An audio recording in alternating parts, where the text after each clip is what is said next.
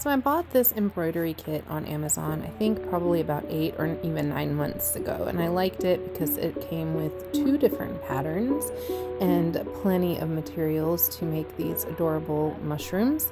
So my original intention had been to create finish the one, play with it, and then create a step-by-step tutorial with the other one. And if you do want to see that, please let me know. But this video is going to be a little bit different than my usual step-by-steps.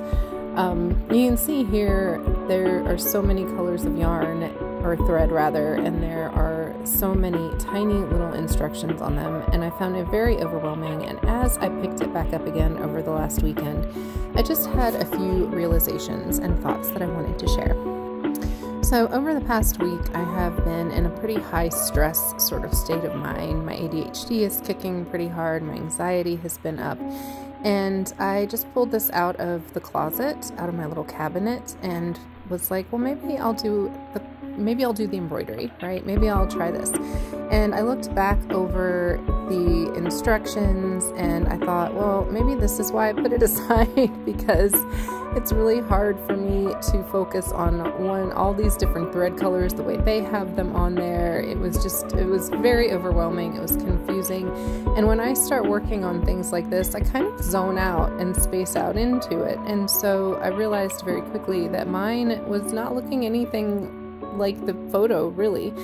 So it just kind of made me think, just in general, about creating and about stress relief and all of these things, and how creativity can definitely be a beautiful thing in helping to alleviate anxiety, depression, even slow down a little bit for an ADHD brain. So as you can tell, embroidery is definitely not a quick process. It is not something where you just start, speeding away at it and rushing around with it. And I think I really love that aspect of it. So the reason I even took this out of my cabinet was because I just really didn't know what else to do with my time at the moment. And I was anxious and I knew I wanted to do something creative, but I was kind of having a lot of blocks and a lot of sort of issues with mental clarity and trying to say, okay, do I want to paint? Do I want to work on another crochet project? Do I want to draw something? And this was toward the end of the day already anyway, where, probably around 6 p.m., my brain just does not want to function as clearly and efficiently anymore. So the surprising thing to me, first of all, was that as I started working on this, I did feel myself beginning to calm down. I had been having a lot of panic attacks for a few days, not for any particular reason. If you've ever had panic attacks, you know that they can sometimes just come out of nowhere and be just a royal pain in the tuchus, right? So just going through this process and playing around with the thread and just finding kind of the rhythm of, the needle going through the fabric and watching some TV, and it's just a very soothing sort of activity. But the other thing I realized as I was going was that I really didn't care about the instructions anymore, and that was quite liberating. So as you can see, most of this pattern is just comprised of long and short stitches. So you can use satin stitches where they're all basically the same length, and then the long and short is just, they kind of weave in and out of each other and creates that lovely pattern. And so beyond that, I thought, why am I so concerned with making the colors exactly like they are in the directions that were provided? I'm an artist. I can figure this out on my own. I can do what I want, right? And so that's what I started to do. And once I realized that, I also realized that part of why I think I had put this away a long time ago was I was feeling so intimidated by the idea of doing embroidery. And I think we all get to that place with any kind of creative project that we're working on. That can happen, where it seems like so many cool things that I wanted to do with it, and I was like, there's no way I'm going to do it right, or maybe it's not going to be pretty enough, like tidy enough, or maybe the stitches are going to look weird, and someone who's really, really great at embroidery is going to look at this and think what a slacker I am and how I'm cheating with the work, right?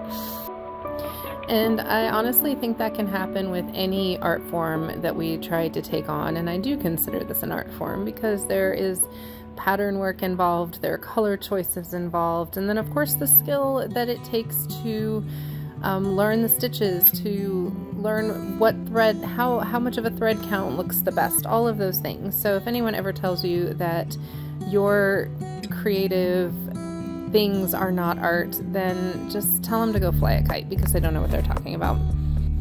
Art is whatever you make it. Anything that is creative and brings joy and helps you to tell a story or to work through emotions, or whatever the form of creating is doing for you, it is an art form, and it is valid and valuable. So there's my little soapbox on that note.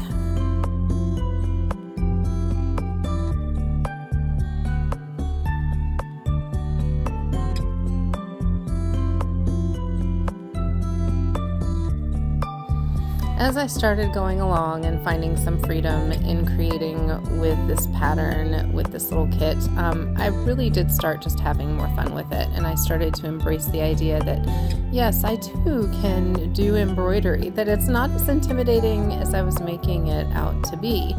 And I just wanted to share that, because even though I've been an artist for so many years, you know, I think people assume that you lose that fear, and you really don't. I think anytime we start something new, or even when we're working on our craft and it's something that we've been doing for a really long time, you know, those doubts can tend to creep in, especially if we're having a bad day, if we're not feeling at our best, if we're not feeling, you know, top notch, or at our peak physically, mentally, emotionally.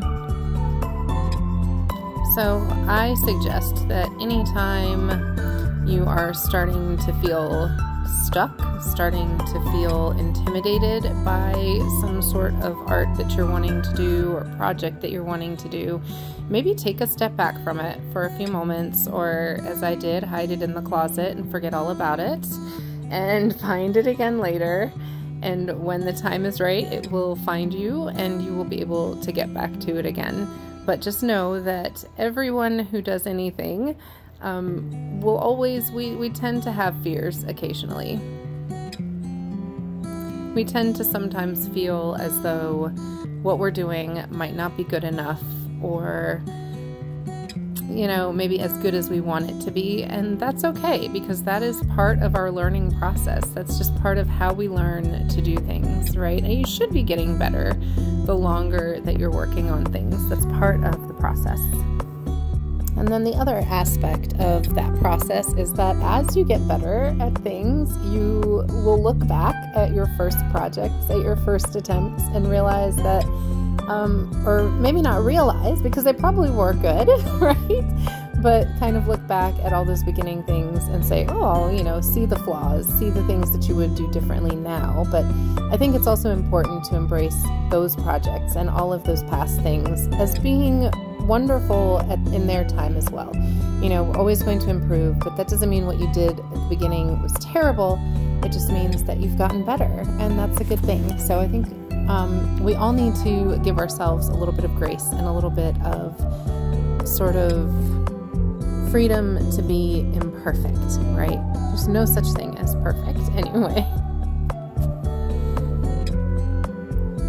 So as I went along and this became more fun, because I just decided to do what I wanted to do, I really started enjoying it, and I started getting a lot of new ideas. It really helped me to get a focus. So sometimes I think too, when you're feeling stuck creatively, just working on something. It doesn't have to be great. It doesn't have to be mind-boggling or some deep, expressive, emotional thing, right? I think as artists, we start to get into that mindset of the things that we have to do have to be some deep, meaningful, important, quote-unquote, important work, right? And really, I think sometimes it's just good to get something in your hands and start working. And even if that's just a pencil and a piece of scrap paper, start doodling, because as I was working through this, I started to calm down. My anxiety started to become relieved a little bit. I'm not saying that the embroidery was the magic cure,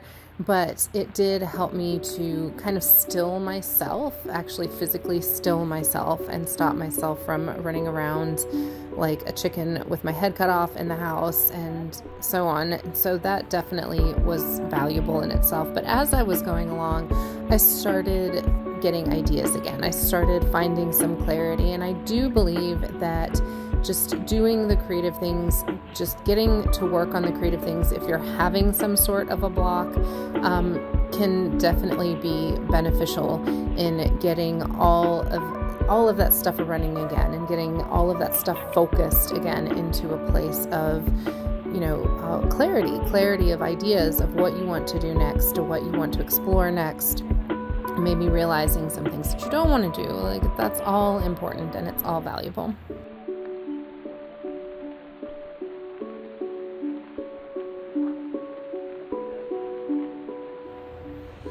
So as I mentioned earlier, when I had first purchased this kit, I thought it would be really great to maybe do this one and complete it, and then do the second one as a step-by-step tutorial. So if you guys would be interested in seeing that, please let me know.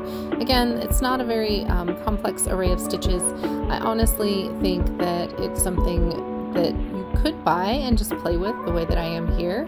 I think kits can be a really good way to do that, to sort of loosen up as well, right? I think one of the benefits of purchasing these completed kits with the instructions is to learn the stitches, to learn the general process, to learn the techniques, but then, sort of veer away from that. I challenge you to start veering away from that and doing what you want to do. There's no right or wrong.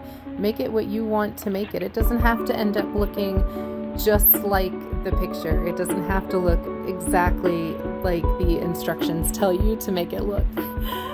It makes me always think about, that's what I always taught the kids that I've taught. Follow my instructions so that you can learn the technique, and then make it your art, make it what you want to make it, and let it be fun.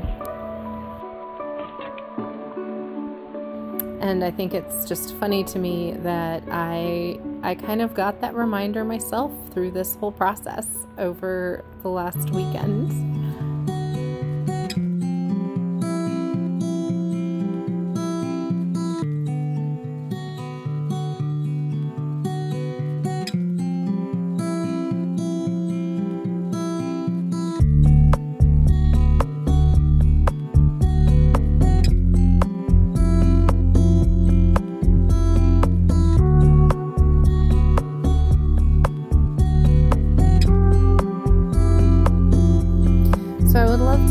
From you all as well. Like, tell me in the comments below, if you're willing to share openly, what kind of things do you do? What kind of creative things do you find to help you to calm down when you're stressed out? Or do you do that? Do you use creativity as a way to relax, as a way to take your mind off of things, to find clarity, or to sort of give you a boost in ideas and serotonin and all those good things? Or what other coping mechanisms do you use? Or do you find that it's really difficult to focus? Because I know for me, sometimes when I'm in a very stressed out state, the creating helps, and sometimes I just end up frustrating myself more because I'm just not calm enough for my brain to slow down, and for my hands to work as steadily as I would like them to. So I would love to hear all of you guys, like, what your methods are for that.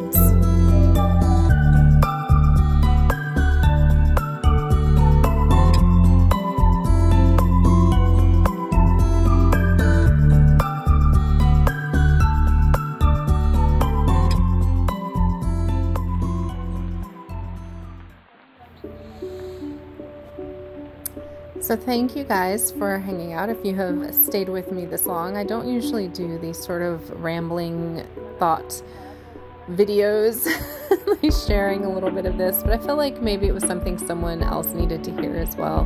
We all have our rough days. We all have struggles at one time or another, and I just wanted to share and let you know that if you have issues with anxiety. If your ADHD runs away from you, you are not alone. There are plenty of us out here on that journey with you. And yeah, I just wanted to share. I just wanted to share kind of the process that I went through with this, and I felt like it was important. So I hope you guys enjoyed it. I hope someone got some benefit from it, and I am very happy with my adorable little mushrooms. I'm gonna have to find a place to hang them up now, and my little snail. And if you guys love this, please like, subscribe, follow, all the good things, and I will see you soon.